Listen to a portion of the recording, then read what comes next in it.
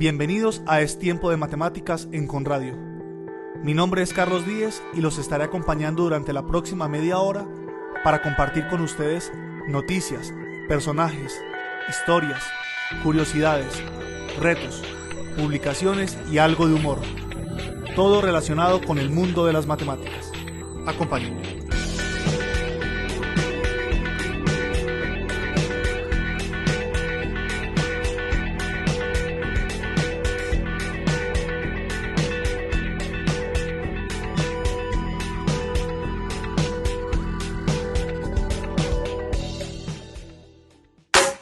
En Es Tiempo de Matemáticas, Actualidad Matemática.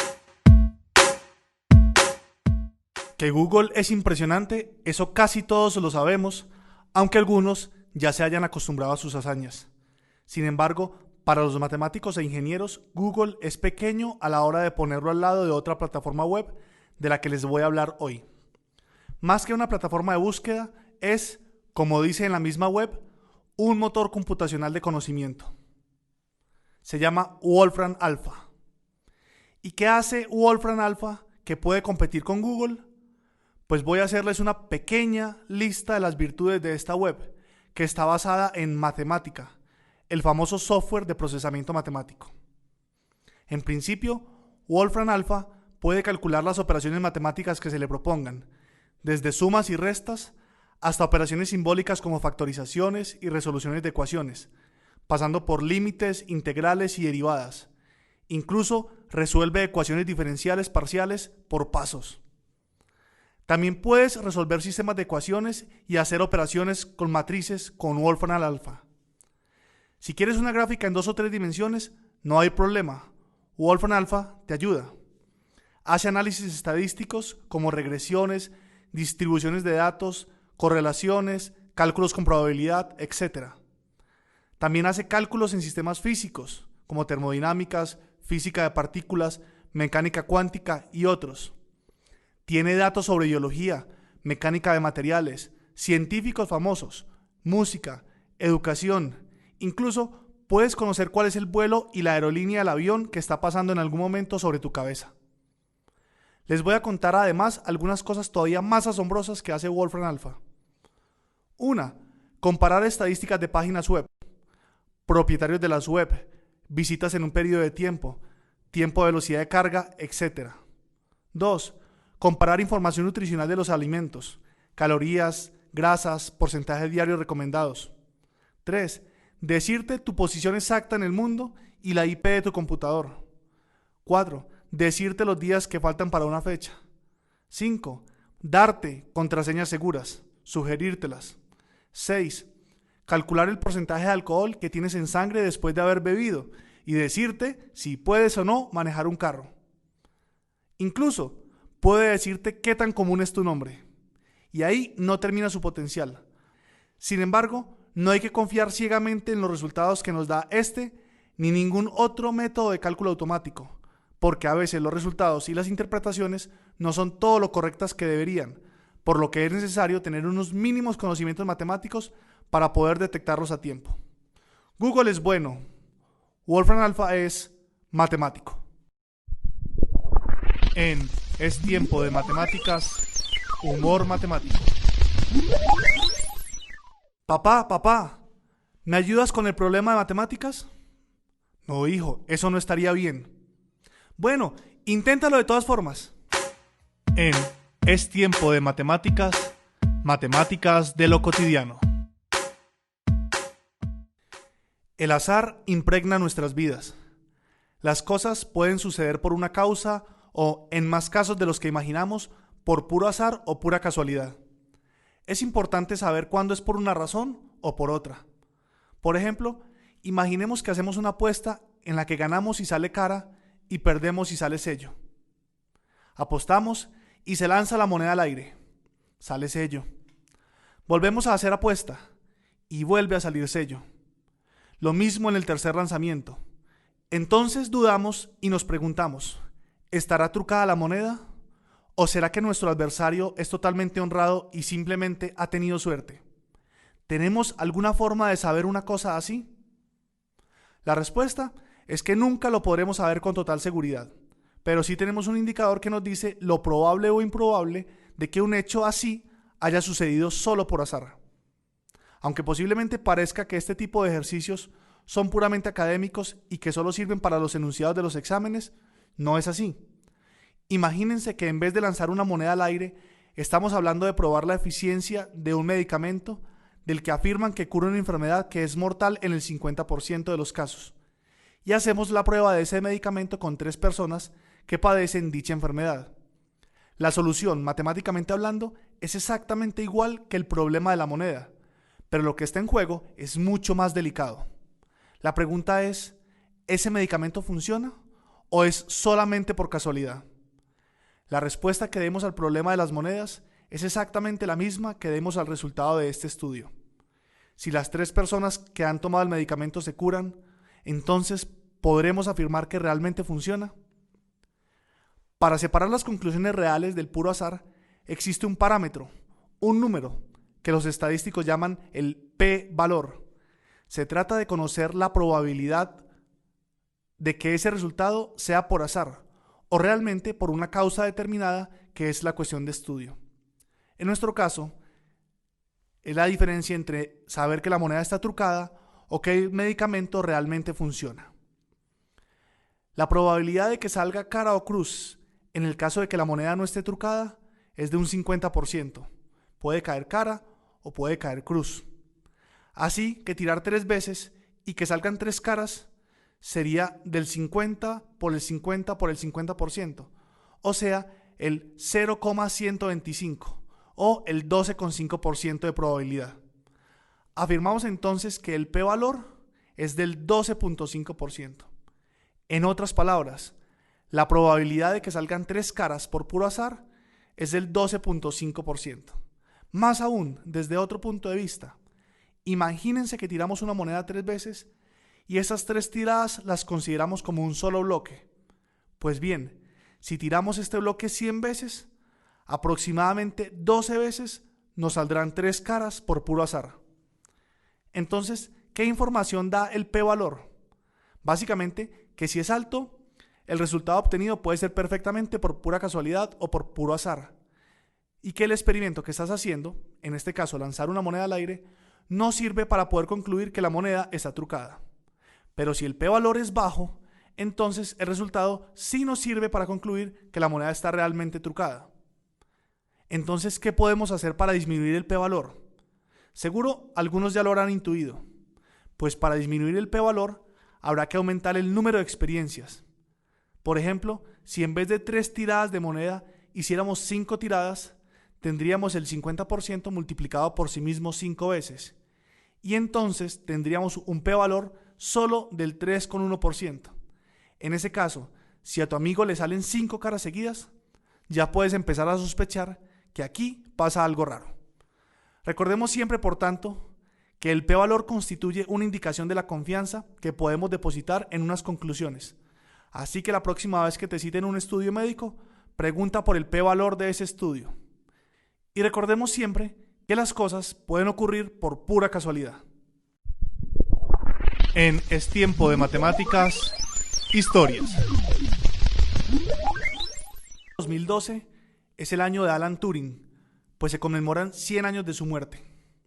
Su historia es una de esas de inteligencia superior, baja tradición, vergüenza pública y matemáticas. Se dice que Eisenhower comentó la importancia decisiva para la victoria en la Segunda Guerra Mundial del desciframiento del código de la máquina Enigma, la máquina que codificaba los mensajes alemanes. Solo años después se pudo hacer pública esa información. Incluso en el año 2000 se desclasificaron apenas informes del proyecto Colossus, que nos mostraba los esfuerzos de los ingleses en descifrar los códigos alemanes durante la guerra. No obstante, el anonimato al que se obligó a algunos de los protagonistas sigue relegándolos para la gran mayoría de las personas. En septiembre de 1939, un matemático llamado Alan Turing se presentó en Bletchley Park, la sede oficial del gobierno inglés para códigos y cifrados. El gobierno necesitaba matemáticos y criptógrafos, personas que descifran claves, y él era un joven dispuesto a ofrecer sus conocimientos. Como equipaje, traía su mejor logro hasta la fecha: la solución al Einstein-Dogs Problem.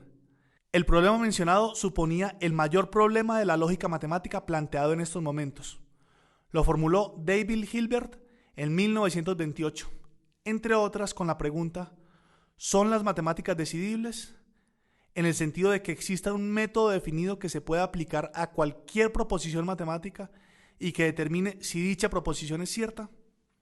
A Turing le cautivó la pregunta de Hilbert y, alentado por su profesor Max Newman, decidió afrontarla. En abril de 1936 le entregó a su profesor un borrador de la solución a la cual había llegado, y en mayo del mismo año se enteró de que alguien se le adelantó. Newman recibió un artículo de un profesor de la Universidad de Princeton llamado Alonzo Church, quien mediante otros razonamientos había resuelto el mismo problema. No obstante, Newman consideró que la solución dada por Turing era lo suficientemente diferente e innovadora para que se publicara en un artículo. Por eso, Turing publica en 1936 su artículo Los números computables con una aplicación al Einstein-Dogs Problem, y en él aparecen ideas que pocos matemáticos llegan a comprender. Newman lo convence para que marche a estudiar bajo la dirección de Church y le muestre sus ideas. Le enseña su trabajo, llegando a agradar a su nuevo director cuando reconoce que su noción de computabilidad es equivalente a la introducida en el trabajo de él mismo.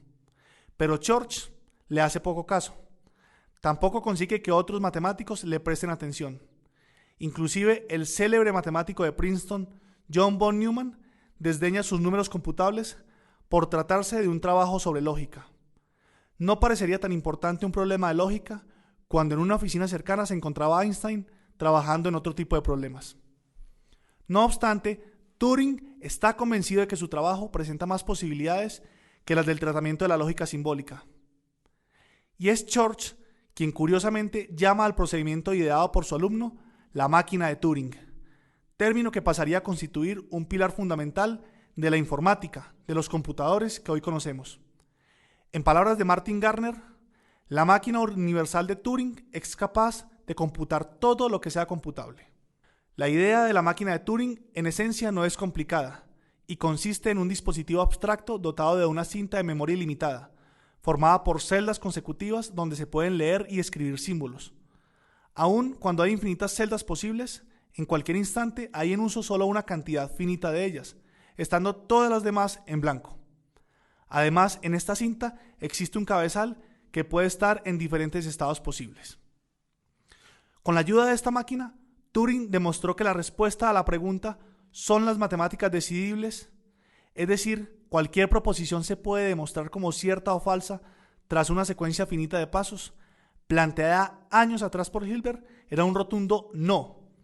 Su tesis vino a demostrar que las matemáticas eran un montaje intelectual con la misma envergadura metafísica que puede tener el juego del ajedrez. Al terminar la guerra, los ingleses y americanos que compartieron todos los conocimientos sobre Enigma decidieron vender el excedente de máquinas en su posesión. De todas formas, ya sabían cómo descifrarla. No obstante, temían la fuga de cerebros. Turing resultó ser un personaje incómodo en esa época. Oficialmente, Turing se suicida, como Marilyn Monroe. Su hastío por la vida a la cual lo llevaron constituye motivo suficiente para un suicidio. En julio de 1954 no le queda nada. Después de menoscabar sus teorías a principios de 1952, todo fue un acumulo de mala suerte. Le roba su amante, lo acusan de ultraje a la moral pública, pues era homosexual, lo condenan a la castración química, lo echan del trabajo. Solo una manzana encima de la mesa junto a la cama donde duerme, rociada de una solución de cianuro, le queda. Para finalizar, simplemente queda comentar que el problema de la incompletitud ha sido utilizado en repetidas ocasiones como argumento en contra de que pueda existir una conciencia presente en una máquina, a lo que ya objetó el propio Turing, que esa limitación también aplica en seres humanos. En Es tiempo de matemática, mala matemática. Es sabido que en época de elecciones los políticos proponen cualquier cosa y la gente suele creerles. Pero a veces estos promisorios políticos tienen las matemáticas en su contra. Por ejemplo, en 2008, una de las promesas que se oyó a cambio del voto para las elecciones en España fue plantar 500 millones de árboles en todo el país. Una cifra redonda, pero teniendo en cuenta que en un año hay solo 365 días, con sus 24 horas y 60 minutos cada una, el resultado era equivalente a plantar 238 árboles por minuto, de forma ininterrumpida durante los 4 años del periodo de gobierno, día, noche y festivos incluidos. Y no es fácil tampoco plantar un árbol por minuto, ni siquiera con cientos de equipos de jardineros repartidos por todo el país. La burrada es grande, pero el otro candidato prometió plantar una cantidad similar, 50 millones de árboles. Eso equivale a 24 árboles por minuto. Además, el hecho de que la ONU hubiera lanzado una campaña para plantar 1.000 millones de árboles durante todo 2007 a lo largo y ancho de nuestro planeta, del que España ocupa tan solo una ínfima parte de su superficie, debería haberles dado alguna pista a estos políticos. Cierto es que si algunos de ellos escucharan "Es tiempo de matemáticas", podrían hacer promesas más cumplibles. En Es tiempo de matemáticas, matemáticamente. Manuela se perdió en el parque. Como no encontraba a sus padres, decidió ir en su búsqueda. Para ello caminó un paso para el este, después dio 2 para el norte, luego 3 pasos para el oeste, 4 pasos para el sur, 5 pasos para el este, 6 pasos para el norte, 7 pasos para el oeste, y así sucesivamente, hasta que terminó dando 2012 pasos para el sur. ¿A cuántos pasos del punto de partida, aproximadamente, se encontraba Manuela cuando dio el último paso? En Es tiempo de matemáticas, la reseña. Stephen Hawking es un admirable científico, no solo por sus descubrimientos y elaboraciones físicas y astronómicas, sino por sus cualidades humanas, ya que desde hace bastantes años que está en una silla de ruedas especial, casi sin poderse mover, con una esperanza de vida muy inferior a todos los años que ha vivido, gracias a su tenacidad y valentía, que además lo han llevado a ocupar la cátedra lucasiana, la misma que alguna vez ocupó Isaac Newton. Hawking es también autor del excelente libro, entre otros que ha escrito, Dios creó los números. En este texto, Hawking hace un recuento de los descubrimientos matemáticos que cambiaron la historia, desde Euclides, quien hace cerca de 2300 años con sus 10 libros llamados Los Elementos, sentó la base de mucha de la geometría que conocemos actualmente, hasta Alan Turing, a mediados del siglo pasado, de quien hablamos también en esta emisión. Lo más resaltable de este libro es la forma profunda pero comprensible como Hawking presenta los descubrimientos matemáticos. No es solo un libro divulgativo superficial, sino uno con el que todos los matemáticos se pueden sentir cómodos. En un repaso breve que el libro hace en su introducción, se puede leer: Euclides fijó la comprensión griega de la geometría en sus elementos en Alejandría hacia el año 300 a.C. En los siguientes siglos, los griegos hicieron grandes avances tanto en el álgebra como en geometría. Arquímedes, el mayor matemático de la antigüedad, estudió las propiedades de las formas geométricas y creó ingeniosos métodos para encontrar áreas y volúmenes y nuevas aproximaciones para el número pi. Otro alejandrino, Diofanto, se metió de lleno en el embrollo de palabras y números de los problemas algebraicos para llegar a la conclusión de que la abstracción podía ser una gran simplificación. Así, Diofanto daba el primer paso hacia la introducción del simbolismo en el álgebra. Más de 1 millar de años más tarde, el francés René Descartes unificó los dos campos, geometría y álgebra, con su creación de la geometría analítica. Con su trabajo, allanó el camino para la invención del cálculo por parte de Isaac Newton, lo que condujo, a su vez, a una nueva manera de hacer ciencia.